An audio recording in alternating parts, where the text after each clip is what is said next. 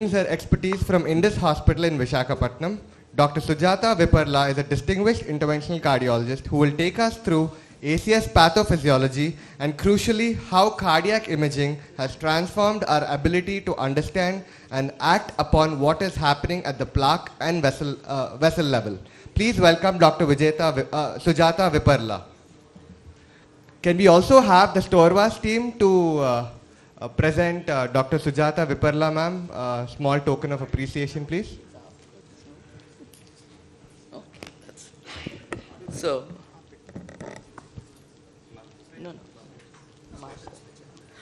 from entrepreneurs to ordinary mortals. So,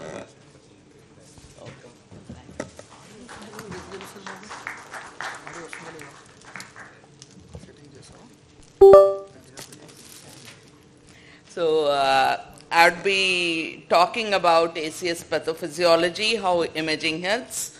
So basically, what do the guidelines say? So what we are seeing in India is, as we all know, young patients with acute coronary syndromes. And do we deserve the same treatment as in the West? So what do our guidelines say? What do usual guidelines say? That the ESA guidelines in acute coronary syndrome say it's a class 2A recommendation, and most of the guidelines stress on procedure guidance rather than a mechanism oriented treatment. And also the EAPCI expert consensus believes in the use of OCT and IVUS to assess the lesions. And what do our trials say? As you can see, the IVUS ACS trial, which is the largest trial so the largest trial in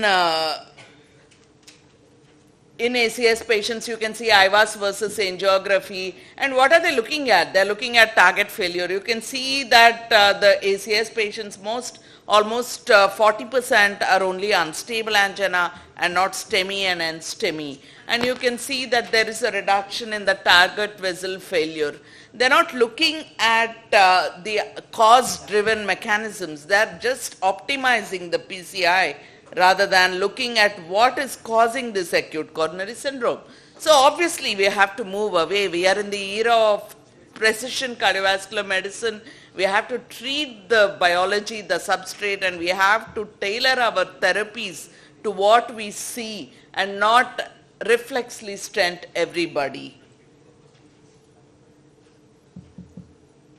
So what are the things which can happen? We can have a plaque rupture, which is the commonest thing. This is the necrotic core. You can see a cavity here, and this accounts for 50% of the acute coronary syndromes.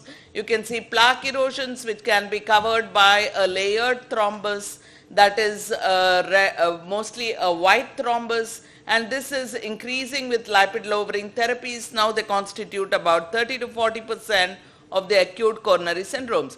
And you can see the eruptive calcium nodules here, and you can see the jagged edges, and you can see that these are difficult to handle and difficult to treat. So what are the erosion versus plaque rupture? You can see a ruptured plaque in the plaque rupture. You can see the endothelium which is denuded in a plaque erosion, and this plaque is different from plaque rupture. You can see protein glycogen rich and smooth muscle cells, whereas a lipid rich thin cap fibroathyroma, thrombus is white, thrombus is red, most often NSTEMI, and plaque rupture it's a STEMI. Prognosis is better. It is usually seen in younger males, younger women, and in smokers, and with OCT we can see what is happening.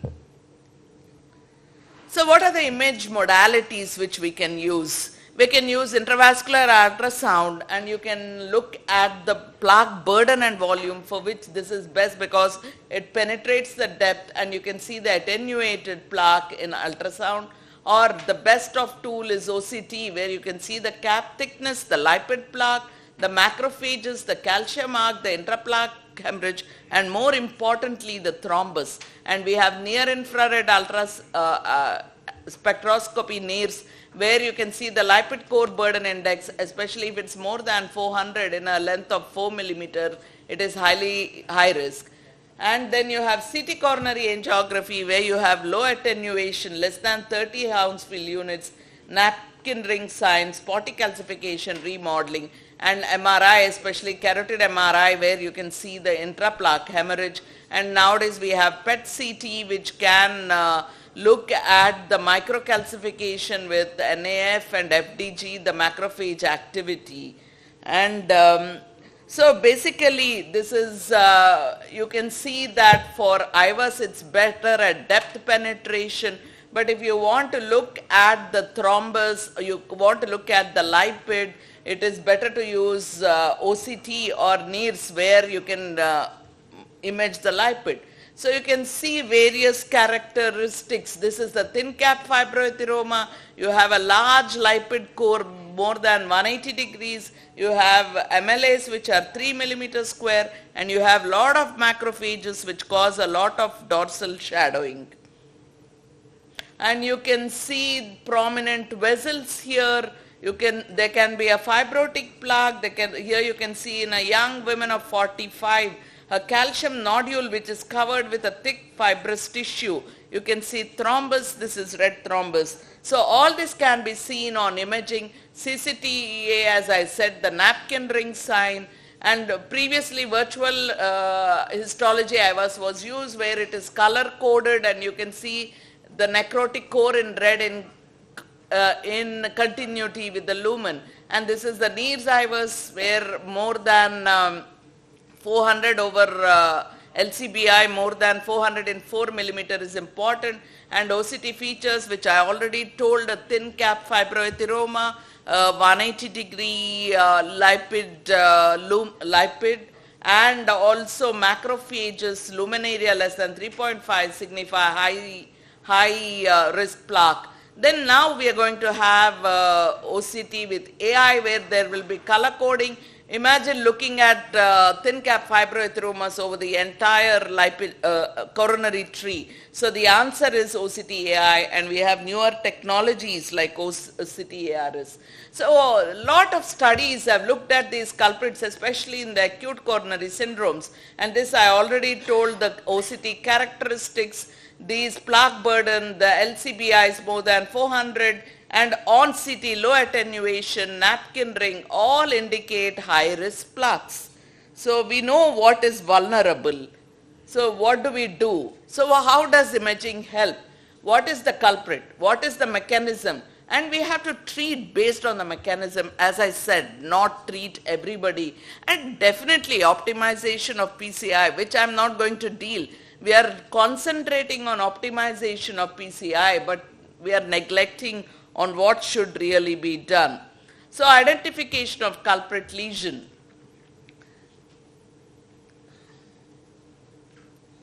So I have a 47-year-old lady and 49, a strong family history, acute coronary syndrome, NSTEMI, calcium score is 0. You have a very critical or intermediate LAD lesion, and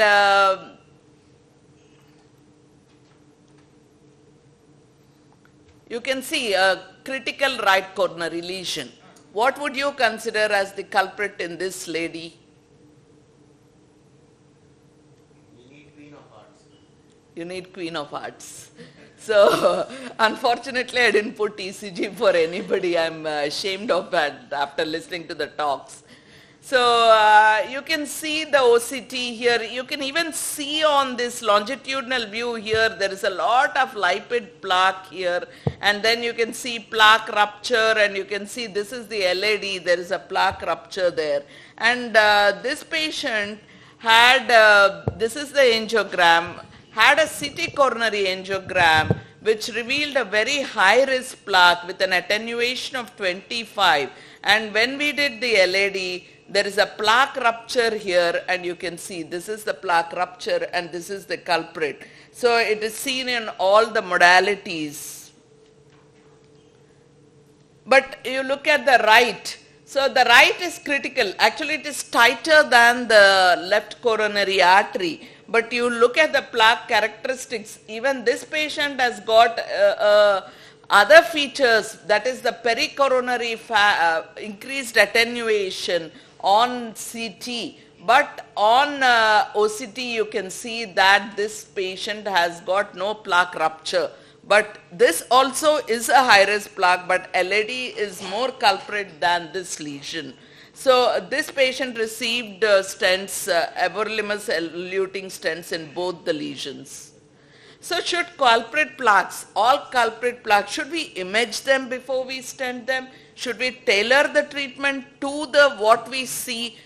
I strongly believe that's what should be done. We have the erosion trial, especially in country like India, where we have young people presenting with acute coronary syndrome.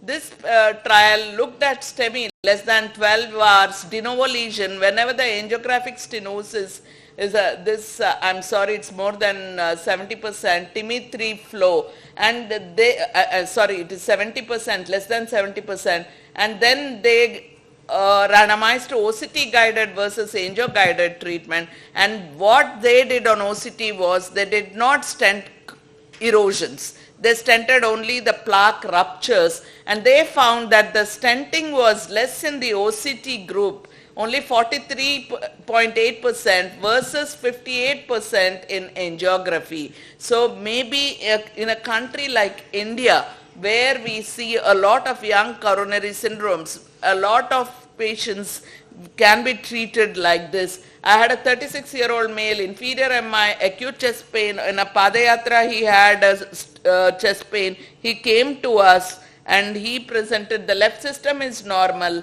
this is the right system, and he received intracoronary lysis, and 48 hours later you can see that this is the artery is open, but there is thrombus. Should you stent? So this is the OCT image. You can see red thrombus here. You can see the layered plaque covered with white thrombus here. This is the thin cap fibroathyroma. You can see a minimal lumen area of 3.6, and you can see vessels, and this is the OCT pictures. And this patient, in view of plaque rupture, he received a stent. But if it was just an erosion, maybe we could have avoided a stent. So I have a 42-year-old profile, hypertension, posterior MI, normal LV function. Note that all these people have an age less than 50 years. So you can see a ramus occlusion in this patient. So you can see that the ramus is occluded. Then the right, there are plaques, but it is not significant. Patient undergoes a plain balloon angioplasty to the ramus. Then what do? After 48 hours, we bring back the patient. We see that the patient has got an open ramus, but you can see the LAD. There is a very eccentric plaque in the ostial LAD.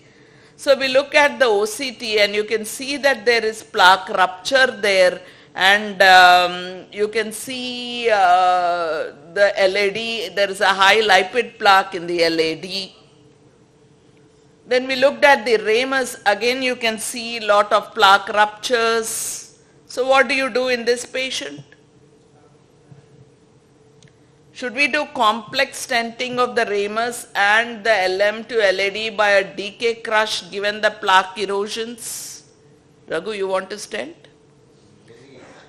Deferred, or you want to defer stenting because the areas are more than 4.5 millimeters square and there is layered thrombus in ACS. How many would want to stent DK crush? Yeah. Sir, you're left alone.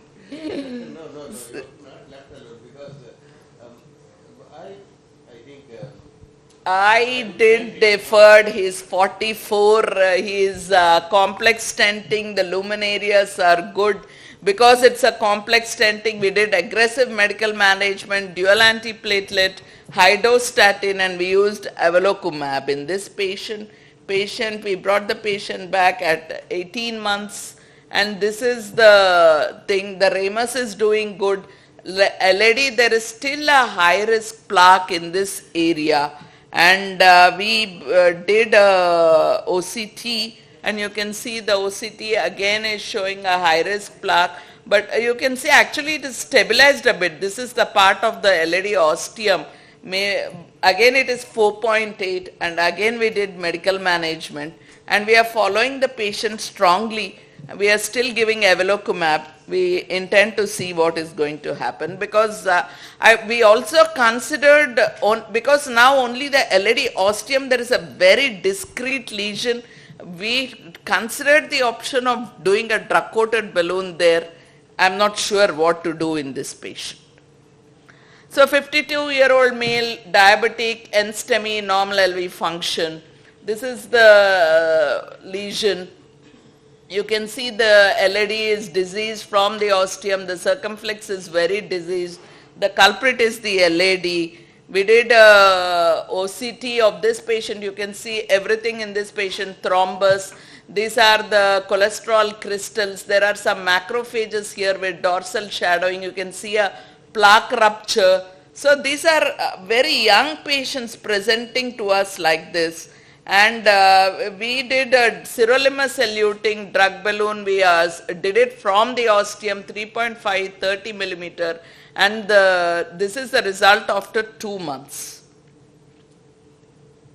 So should imaging verified high-risk plaques be treated mechanically with local devices regardless of the physiologic lesion severity? This is a question before us. Many times we have patients, STEMI, whom we have done angioplasty. Then their non-culprit lesions look like this. A young lady, again inferior MI. We have a very high aggressive plaque burden. You look at the LAD, this is the LAD. And we already had done the RCA with a stent. She's again 51, we bring her back, then we do an LAD, FFR, 82. You want to stent? Yes. This is the OCT. It's borderline. Borderline, yeah, but I think young patients. Young patient, you want to stent this lesion? Yeah, usually my concept is better to keep the risk So less. this is the OCT analysis. You can see an MLA. There's some plaque rupture. As you can see, this is a very high risk plaque. You can see a lot of cholesterol crystals, macrophages, lot of lipid. Again, you have to stent from the ostium. I deferred the stenting. She's doing well, 8 months follow-up. Same 34-year-old, diabetic hypertension, again inferior MI. You have lot of, this is the LAD. So we did the right coronary, that is a no-brainer. Again, this is the FFR borders. We look at the OCT. You can see that again there's a lot of high lipid plaque in this young patient. Again, he's only 34. This is the. You want to stent, sir? No, 50%. To be frank, we don't have answers to these patients. We don't know the answers. I, of course, did not stent these non-culprit lesions. I took a thoughtful pause and I'm following them up, and he's finished 1 year follow-up. And the further studies like interclima vulnerable, which look at these plaques, will probably give us answers. Again, diabetic, hypertensive, strong family history of sudden cardiac death, unstable angina. Then we look at, there are plaques in the LAD, there are plaques in the circumflex. You can see a high-risk plaque in the LAD. So we did a NIRS IVUS. The plaque burden you can see is 47%. But the lipid core, which is on 4 millimeters, it should be more than 400, and in some studies they have used 325, it is 224. So we did it in all things, in the LMCA also, and this LCBI is less in this patient. So it was fortunate for me. I didn't have to take a great decision. In all the arteries we did it, and we managed the patient on medical management. So should we stent? Though I got an LCBI which is less than 400. So this is what is quoted prevent, which randomize patients with chronic coronary syndrome and acute coronary syndrome non-culprits, like my patients, who had at least two characteristics of a vulnerable plaque. Their FFR was more than 0.8, and they say that the event rates are less than 0.4%, 3.4% in the medical management group. But we need to get more data on this. The limitations are, it is an open label design, DAPT is longer, predominantly Asian population, and to prevent one event you have to do approximately 150 PCIs. So that was the criticism of this, but it is the first trial which has showed passivation of plaques, long follow-up in some patients. So it's difficult to make a decision based on this trial. We need to get more trials. We have a meta-analysis which said, which is driven by prevent but did not show much benefits. We had the prospect absorb which increased the MLA with BVS from 3 to 6.9. So you convert a lipid-rich plaque into a thick fibrous cap. So are we going to do that is the issue. And maybe interclima and vulnerable will have answers or will throw up more questions. We have medical management, but also you have to realize they had simple lesions. Whereas my patients, whom I showed you, young patients, they had long lesions, they had disease right from the ostium in the LADs, and these are difficult to treat. And you can see the various medical management trials which have really passivated the plaques. Or are we going to look at, with the debut trial, they have used paclitaxel DCBs in non-culprit lesions and stabilized the plaque. So I had a patient in whom I did this. This is an inferior posterior MI, we stented. Again we look at the LAD, and you can see again long lesion, again disease right from the ostium. And you have to stent across the left main if you are going to treat these patients. You can see a very small MLA calcium. Then what we did was we treated with a drug balloon in this patient because we didn't want to stent from the left main to the LAD, and we are following up the patient closely. So what about normal? About 20% of the MIs have non-obstructed coronary artery disease, and there could be SCAD, there could be coronary vasospasm, healthy vessel. Only OCT can throw light on what is happening. And this is the PROMISE trial. I am showing this because this is what imaging is now. You suspect a MINOCA. What they did was, whenever the patient had no angiographic stenosis less than 50%, they did OCT if they were suspecting a plaque. And they found that there was an unstable plaque 22%, a SCAD in 13%, and they also did acetylcholine provocation test, and where they found epicardial spasm in 35% and microvascular spasm 4.4%. In nothing, they did a TE when they suspected an embolic cause, and they could define the mechanism in 80% with imaging. They did cardiac magnetic resonance in all the patients 3 to 5 days later to rule out myocarditis and also Takotsubo. So 80% they could identify, 20% no mechanism. And though they did not find any difference between cause identified and cause unidentified cases, they could classify the patients correctly and reclassify them in about 3/4 of the patient, and there was an improvement in the SAQ score. So maybe in a patient with MINOCA, we look at OCT step 2, provocation with acetylcholine, cardiac MR in all patients, and step 5 in needed patients TE, and target the treatment. That maybe is the future, and maybe we will do it more often. What are the next frontiers?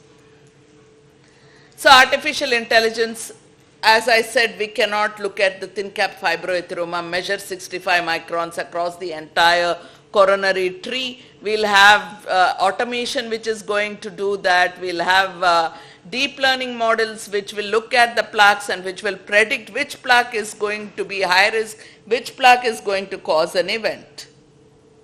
And as I showed you, there is no dichotomy between anatomy and physiology. Possibly we are going to combine both. We are not going to just look at, does this cause ischemia? Is it this plaque vulnerable? Maybe we are going to combine the imaging from both with AI computation. You look at both the anatomic risk and the physiologic risk, and with OFR. So that is the future. And maybe we are going to look at the plaque biomechanics, look at the shear stress with endothelium, with AI. We are going to have better catheters, deep OCT NIRS, combining high resolution OCT with NIRS. Then we are also going to do what is called theranostics. We are going to use near infrared fluorescence. We are going to image and use light to activate the macrophages. And it's just not complexity guidance. We are going to stratify the risk. We are going to look at high risk plaques. We are going to do mechanism driven ACS treatment, especially in India where our patients are young, differentiating ruptures, erosions, and tailoring treatment to what we see. And then we are going to consolidate all this with AI, and intracoronary imaging is just not a tool for optimization. It is going to drive a precision medicine. Thank you. Thank you, Dr. Viparla ma'am. It was a beautiful and clinically rich overview of how imaging brings the pathophysiology of ACS to life at bedside. We are grateful for your insights. Thank you. Can we have Raghu sir to facilitate ma'am with a token of appreciation, please? Oh, no questions. Treated the complex cases where we face the dilemma every day. You have been asking, some of them were raising hands, some of them were not. Yeah, in acute coronary syndrome, especially STEMI, when there is a lot of thrombus, the role of imaging is, at best marginal. On the other hand, with Queen of Hearts and all, you diagnose as non-STEMI and patient is stable hemodynamically. So what's your first line of investigation? Either invasive cath or CT angio? In acute coronary syndrome, I will not look at CT angio. I'll just directly go for an angiography. And something is simple, obviously we'll stent it. But when we are looking at young patients like my patients, where we are, and also if, as I've shown that Padayatra patient where we do IC lysis, then look at the lesions and then say, nowadays we are using more intracoronary lysis, or we are doing thrombus aspiration, and then depending on the mechanism, if there is erosion, I will not stent. I'll try to avoid a stent. And I'm looking at non-culprit lesions with imaging. Yeah, you want, instead of invasive imaging, now with the CT coronary angio and CT-FFR and plaque morphology, which you'll be hearing from Dr. Vijay Bhaskar in the evening. So we have introduced almost 2 years ago CT-FFR and the CT plaque morphology. Now it is a class 1 recommendation. For non-STEMI, if the patient is stable, if the LV is reasonably okay, we are now shifting to CT coronary angio. That is now accepted also. In this, imaging now, the role of OCT and IVUS probably in future is going to come down with your P3, P4 trials, where there is absolute correlation and accuracy with the IVUS and OCT also. The CT plaque morphology, AI QCT, the clearly and all. So now with the things changing rapidly with the AI introduction, of course, because of the heart flow, which is very, very expensive, now it is still not available very freely. But the machine learning, what you mentioned very clearly, machine learning is very, very simple, on-site available. Within a minute, you can get the report of CT-FFR, CT-guided PCI. So the imaging probably in future, we have cut down a lot of OCT imaging and all now, only when there is positive remodeling. When you're doubtful about the expansion of the stent, we are using imaging post-stent. But before that, elective stenting for, stable or even non-STEMI, when you do the CT, we do the, with the counseling, and we do the workup in the console room in the CT. So the future is, I think... Sir, I would beg to differ. Acute coronary syndrome is a different ballgame altogether. If we take STEMI, even the non-culprit lesions, and also NSTEMIs. How many of our NSTEMIs are really low risk? Most of our NSTEMIs are high risk. Yes, I agree, CT is a tool in chronic coronary syndromes, but in acute coronary syndromes, I would still like to use invasive approaches. And also future is going to be, as I said, we are going to deliver therapies to stabilize plaques, will stabilize the macrophages. This is going to be the future, and so we need to be future ready with looking at our plaques, how they do. Yeah, I agree with you, but already it is included in the guidelines. The non-STEMI, you go for CTCA as a first line, class 1 indication, number 1, European. Hardly, most of our patients with NSTEMI will be, most of them will be intermediate and high risk. So that's the reason why I would prefer, go more for... Even CABG now we are doing without going for invasive cath, looking at the CTCA. But anyhow, things are changing in the next 2-3 years. A lot of changes are likely to come. Thank you.